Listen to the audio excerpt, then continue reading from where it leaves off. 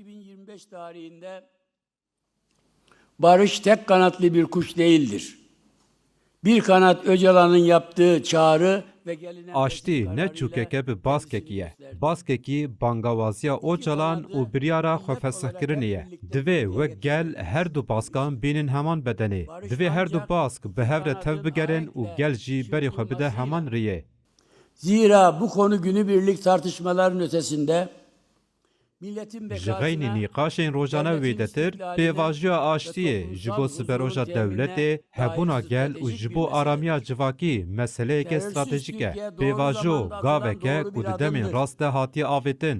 Mijareke xwedî giringiyekê dîrokî ye. Bi eşqa gel û welat bi sebir û ket û aqilane wê bibe berhema pêvajiyekî bi xêr, a ku bi hevgirtina dewlet û gel tê meşandin.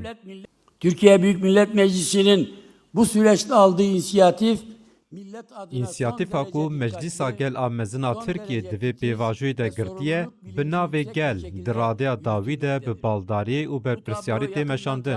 Em ji nêz ve pêvajiyê û xebadên ku tên kirin dişopînin. Em giringiyê didin baldariya ku ji bo pêvajoyê tê dayîn. Ev mesele tiv valahî, hincet û lewazî qebûl nake. Pêwîstî mijûlkirin û xwemijûlkirinê nîne. hiçbir zafiyetin kabulü mümkün değildir.